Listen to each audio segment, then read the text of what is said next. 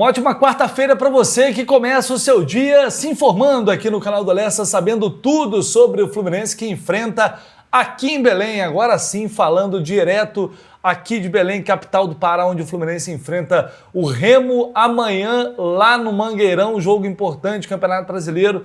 A gente voltando o foco para o Campeonato Brasileiro, deixando o Campeonato Carioca para trás, buscar esses 3 pontos que serão evidentemente muito importantes para continuar na parte de cima da tabela do Brasileirão. E hoje o técnico Luiz Beldia finaliza a preparação para esse jogo, já contando com todos os reforços, todos à disposição, regularizados no BID da CBF. Significa que vão viajar? A gente vai ter que esperar a lista para a gente saber se realmente eles virão aqui para Belém ou não. Mas estão liberados. Estão liberados. Só depende mesmo do técnico Luiz Beldia para relacionar e, quem sabe, já colocar em campo de cara. Agora, serão titulares os reforços, Midjan e Castillo, principalmente?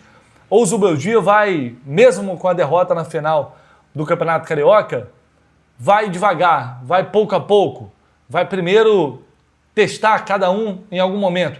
A gente vai debater isso a partir de agora. Se você puder, é claro, deixar aqui o seu like, sinta-se muito à vontade. Se inscreva aqui no canal do Lessa também, tem um botão de hypar aqui embaixo, botão novo de hypar também, você pode utilizar, fique à vontade. E um abraço para todo mundo aqui de Belém do Pará, um abraço para todo mundo aqui de toda a região do estado, várias pessoas já mandando mensagem, né, desejando boas-vindas. Vai ser um prazer, principalmente se possível, encontrar vocês no estádio. Nem sempre dá porque a correria é muito grande, né? Dia de jogo, então, principalmente, mas já me sinto aqui abraçado. Muito obrigado pelo carinho de todos vocês e com certeza vou aproveitar muito, principalmente a culinária que eu tô doido para experimentar por aqui.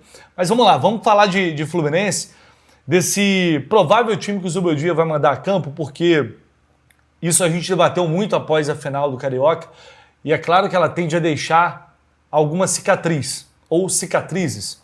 A questão é saber se o Zubeldia já vai de cara, de imediato, promover mudanças no time para dar uma resposta após essa derrota na final, ou se internamente vão encarar a derrota nos pênaltis como um resultado normal diante de um confronto imprevisível contra uma equipe forte, contra o rival.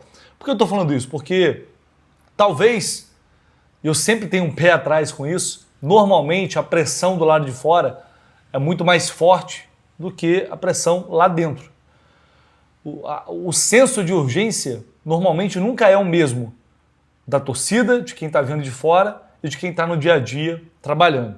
E por isso, às vezes, a gente tem que criticar muito, ou o torcedor tem que se manifestar nas arquibancadas, através de vaias em outras situações, para só então ser ouvido. Assim foi mais recentemente o caso do Everaldo, assim tem sido com o Freitas. Em algumas situações, não tem jeito, tem que ouvir não só o que o campo está dizendo, mas também o que a arquibancada está dizendo, porque isso pode fazer bem para o time.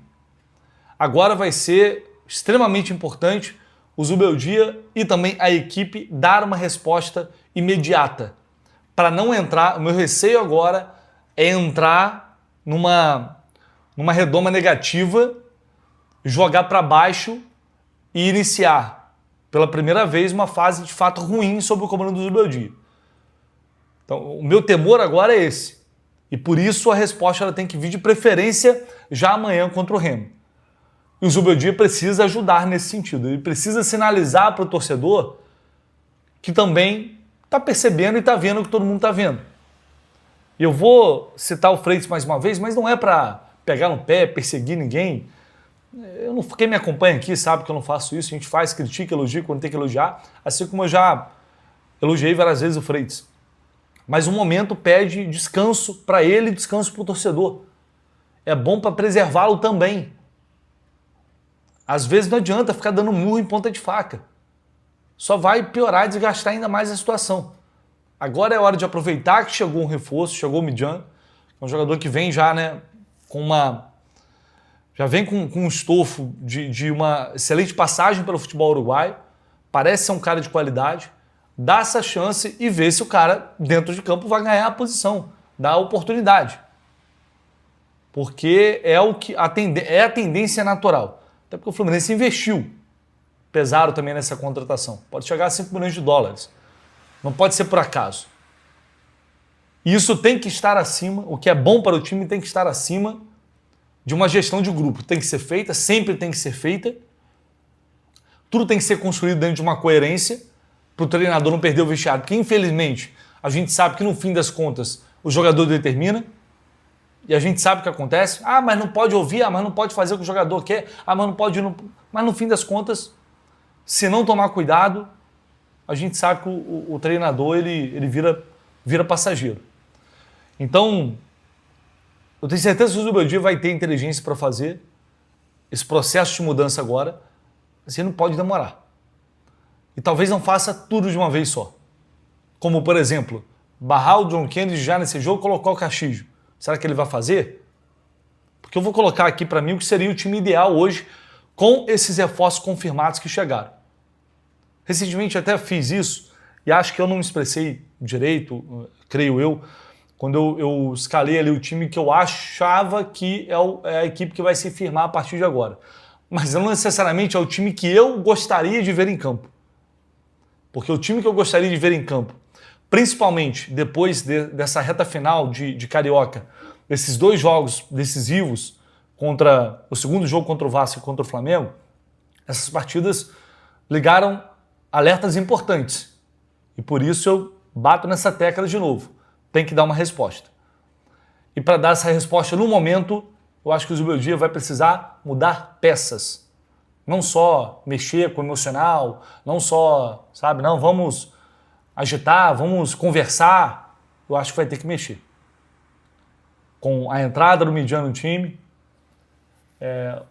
para mim, o Castillo tem que jogar e o Savarino também tem que jogar. Hoje, o meu time ideal teria Fábio, Samuel Xavier, James, Midian e Arana na lateral esquerda. O Arana também precisa e acho que deve ter uma sequência para ver como ele vai responder também. Porque não adianta só falar, o Arana é melhor que o René. Ele tem que provar em campo que ele é melhor que o René. Ou que ele está melhor que o René. Que ele é melhor eu sei, mas que ele está melhor, que ele vai jogar. No meio de campo não tem muito o que mexer agora com a ausência do Bernal lesionado, o Hércules Martinelli, o Nonato está voltando também. E agora tem o Alisson, que é um cara que vai brigar ali. Mas eu creio que o Hércules ele está longe da forma dele, física ainda, longe do auge técnico, ele não conseguiu recuperar, tem poucos jogos na temporada, então é cedo para cravar que o Hércules não vai retomar mais o rendimento dele. Para mim ainda é cedo. Ainda o vejo como titular, mas precisa entrar no ritmo quanto antes. O Lúcio também não tem muito debate, aliás, esse meio de campo é uma preocupação, de ver esse meio de campo jogar de novo. Faltou muito isso nesses jogos. O meio de campo do Fluminense morreu, foi dominado nessas partidas, na maior parte do tempo. Então, é uma preocupação que eu tenho. E aí, talvez para facilitar a vida do Lúcio, por isso a entrada do Savarino é muito importante. Porque é um jogador mais inteligente, um jogador mais técnico, que vai talvez acompanhar o raciocínio, que vai dialogar com o Lúcio, que vai trocar de posição. Né? Por isso eu quero muito ver a entrada dele no lugar do Serra. Por que no lugar do Serra? Porque o Canóbio, não vou nem dizer que é um mal necessário, porque é injusto, porque seria injusto também. Ele já foi um jogador, já fez boas partidas em outros momentos, mas só que taticamente, fisicamente, ninguém entrega o que ele tem. E é necessário balancear com a entrada do Savarino, não tem jeito. Vai ter que compensar isso. E a forma de compensar, uma das formas de compensar é o Canóbio. E aí, se o Castillo jogar também, é um cara que já vai... Outra característica para dialogar com os atacantes, com o próprio Costa. Já é um cara que vai ter mais sustentação no pivô, por baixo e por cima. Se precisar de bola longa, ele vai estar lá. Ao contrário do John Kennedy, que não tem essa característica, que é mais atacar espaço.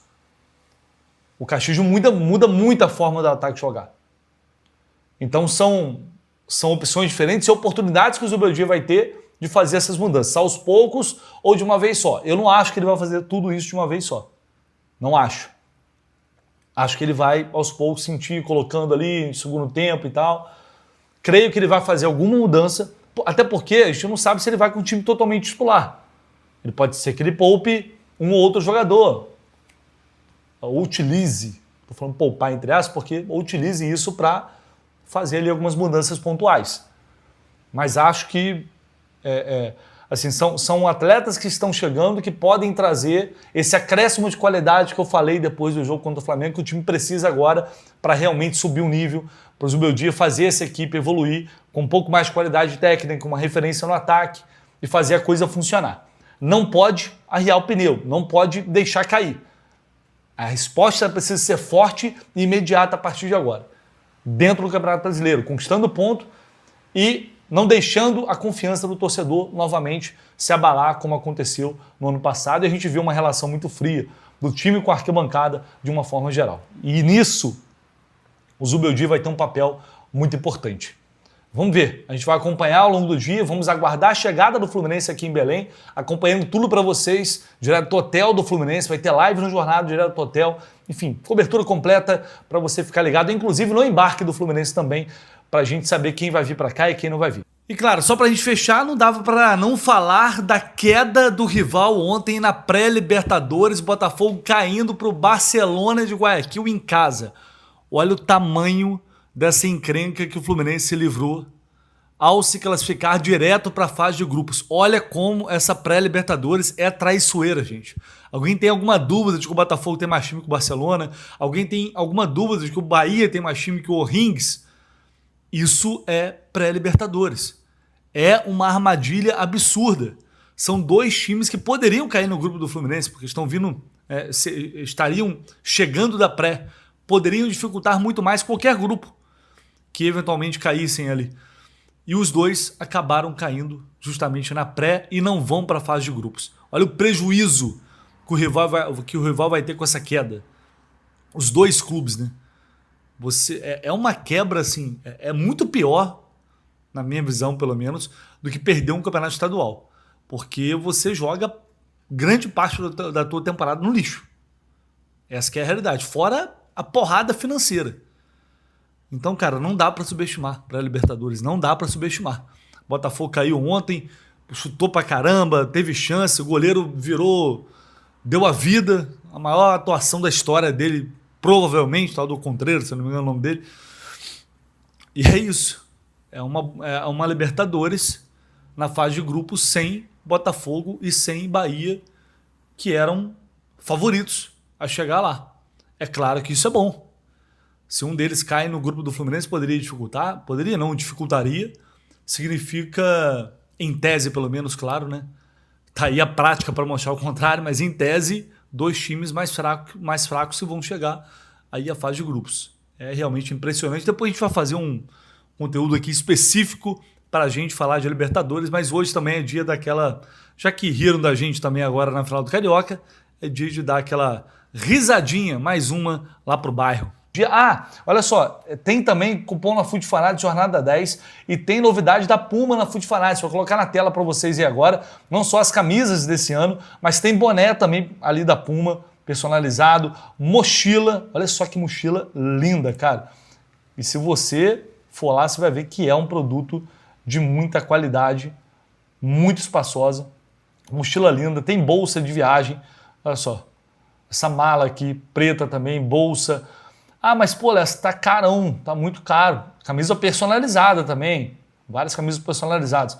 Realmente, eu sei que não é barato, gente. Os produtos da Puma não são baratos, mas se você utilizar o cupom Jornada 10, você vai ter desconto. Você vai pagar com 10% de desconto e se puder pagar no Pix, eventualmente vai pagar com mais 10%. Então, cara, não tem desculpa para economizar. Tô mais... Pô, Léo, vou pegar outra parada, porque tá muito caro isso aí. Vai lá, entra lá, Food Fanatics Fluminense, vai ter muita coisa lá no site, vários produtos, alguns muito mais em conta, camisas do ano passado também estão muito mais baratas. Vai lá, utiliza o cupom Jornada 10, só não se esqueça disso, para você, mas eu já usei o meu. Vê se você não tem alguém que conheça, que não tenha utilizado ainda, e aí você vai novamente poder aproveitar aí os produtos oficiais do Fluminense, que é o mais importante, tá bom? Então um abraço para vocês, ao longo do dia voltamos com muito mais informações. Tamo junto!